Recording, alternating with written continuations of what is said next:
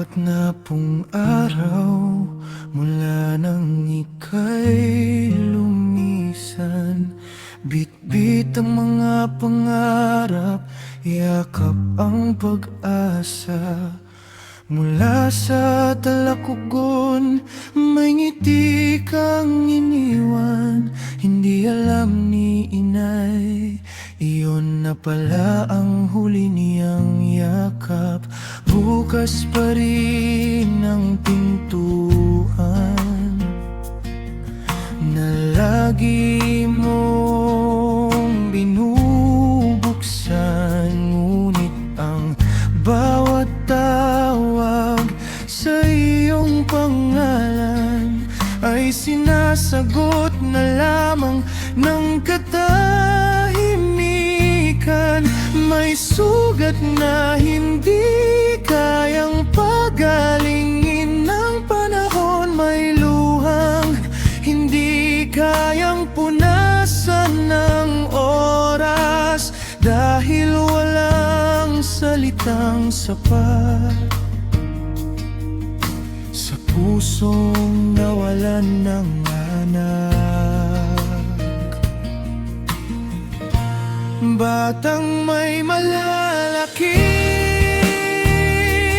pangarap, yan ang mga salitang lagi mong sinasabi. Ngunit bakit napakaaga mong nagpaalam? Apat na pung araw na ang lumipas, ngunit para kay inay, kahapon pa rin bawat gabi. Yakap ang iyong larawan, habang pabulong na sinasabing, anak, mahal na mahal kita.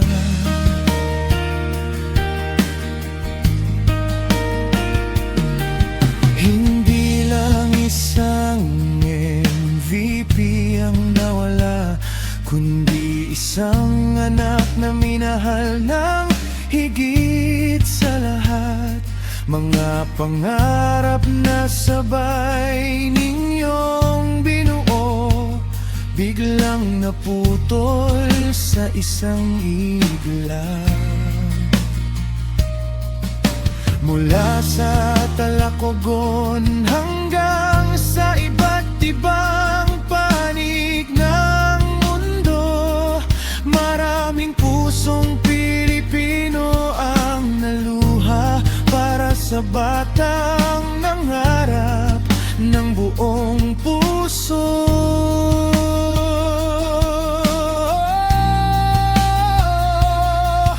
Kung maririnig mo man kami ngayon, sana'y alam mong hindi ka namin malilimutan, at ang pangarap mong iniwan, kami ang magpapatuloy.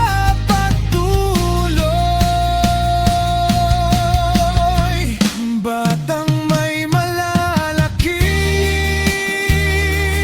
pangarap, ngunit ang pangarap mo hindi kailanman mamamatay. Sa bawat batang hahawak ng bola,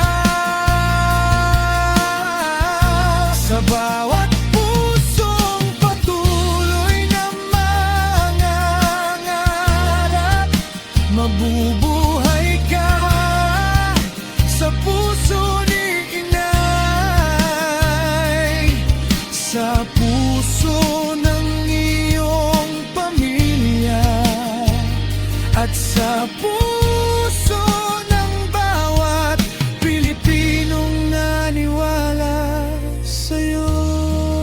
Hanggang sa muli, kampiyon, maaari